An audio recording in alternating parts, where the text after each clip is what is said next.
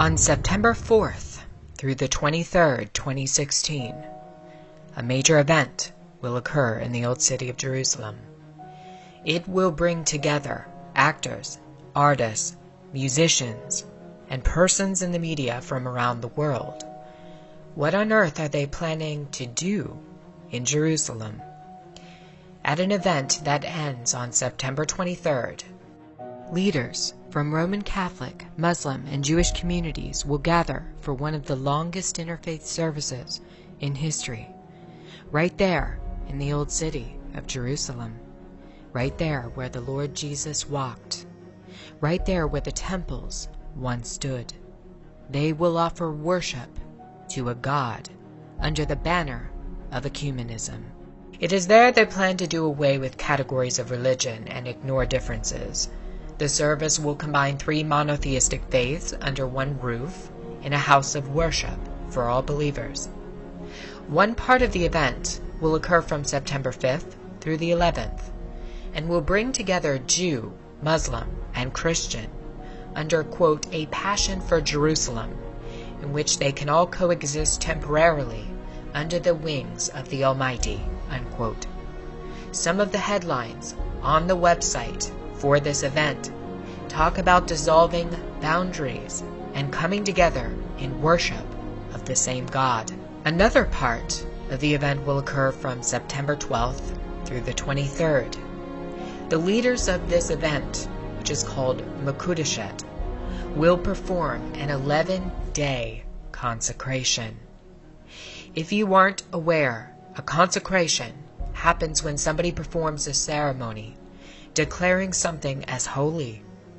The fact that Muslims, Jews, and Roman Catholics are gathering for a consecration means that they are all declaring their interfaith religion, their new God, to be holy. This is not good and may signal the beginning of the one world religion that Pope Francis has worked so hard to achieve in the year 2016. The Vatican, indeed, is one of the chief proponents of the ecumenical movement around the world and in Israel. For the past 3 years, Pope Francis has worked tirelessly toward a new world religion in which all denominations are brought together as one. If you look at Francis's outreach over the past 3 years, and specifically in 2016, you'll find somebody who has openly condemned evangelical Christianity and the belief that you must have a personal relationship with Jesus. He has openly warned that this belief is dangerous. He has also equated the spread of the gospel under evangelical Christianity to jihadism. In the meantime, he has done quite a bit of outreach to every other religion in the entire world. Why is this happening? The extent of Francis's outreach to other denominations in 2016 alone has been mind-boggling. In February, Francis held an emergency meeting with Patriarch Kirill of Russia for the first time since the 1054 Schism. Kirill then went directly to Antarctica, where he performed a bizarre religious ceremony consecrating the land and water surrounding the continent. Francis has also done outreach to Patriarch Bartholomew of Turkey, in which both leaders voiced support for the migrant crisis and called for more migrants to enter Europe. In May, Francis met with Al-Azhar of Egypt, who is the head of Sunni Islam. In January, Francis became the 3rd pontiff ever to visit Rome's major synagogue. He has also hosted Jewish religious and political leaders at the Vatican. In June, Francis outreached to the Armenians. In July, Pope Francis visited Poland and told all of the young people in the audience to, quote, believe in a new humanity. In August, Pope Francis won a huge initiative with U.S. Lutherans A document called the Declaration of the Way was passed by a majority of 931 to 9. It recognizes that there is no longer church-dividing issues between Lutherans and Roman Catholics. This means that 3.7 million U.S. Lutherans are now absorbed into the new world religion. Also in July, Francis was the driving force behind a ceremony in the United States called Together, organized to bring all Christians in front of a 6,660-inch obelisk, or the phallus of Osiris, for worship. One of the major symbols we saw at Together 2016 was the Ouroboros, which is the serpent eating its own tail. The earliest legend of the Ouroboros has to do with the coming of Osiris, the god of the underworld. The Ouroboros is a highly occult symbol signifying the end of an eon, or the end of time. In occultism, the end of one eon usually results in a reset, brought about by some cataclysmic event. When used together, the obelisk and the Ouroboros show us the coming of Osiris to inhabit his temple at the beginning of the next eon, which is the start of the Golden Age. The fact that this symbol was put on display throughout Francis's Together 2016 event is very demonic. What is Francis doing, and why is he doing it? The answer is that he's merely carrying out a role, playing his part in the creation of a new world religion. In previous videos, I have discussed a book written in 1908 by a man who was ill for much of his life. He writes about how a character named Father Francis defects from Roman Catholicism to follow the Antichrist. In this book, Father Francis would become the leading proponent of the new world religion and worship of the Antichrist.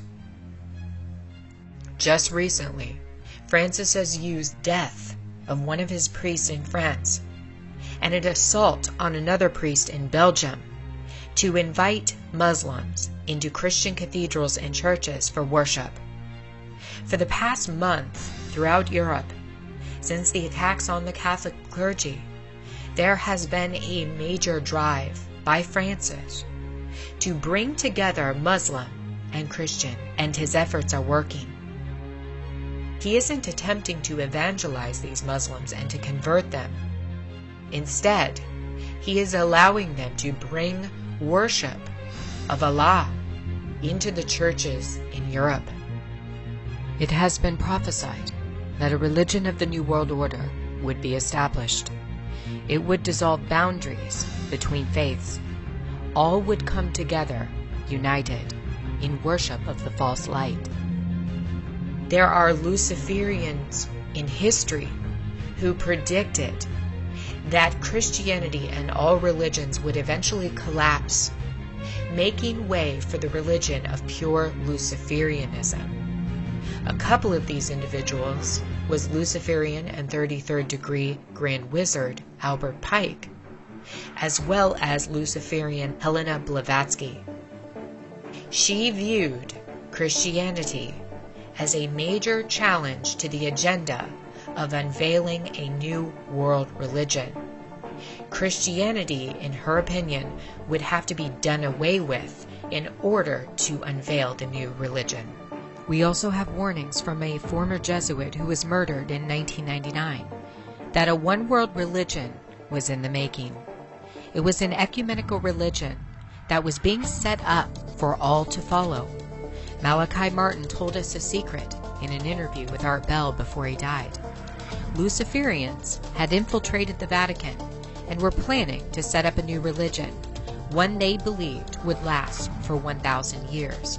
Amongst Luciferian organizations, there is a prophecy that if they can invade the citadel, and that's their name for the Vatican, they will have power for 1,000 years. How close are they? Very close. You might remember when Francis came to America last September. we saw a major push toward the full ecumenical agenda. Francis's itinerary started on September 23rd, 2015, one day after he landed in the United States. He had set his sight on finalizing what his predecessor, Pope John XXIII, had set into motion on September 23, 1959. It was on this day John would offer a prayer that would begin the downfall of the Roman Catholic Church. A document would be penned declaring a new outreach to all religions in the world as children of the same God. Without a doubt, Vatican II is remembered as Catholicism's greatest push toward the new world religion. Vatican II would change everything about the actions of all future popes. It was now about piecing together a new religion, one that would be ready, waiting for the coming of the capstone.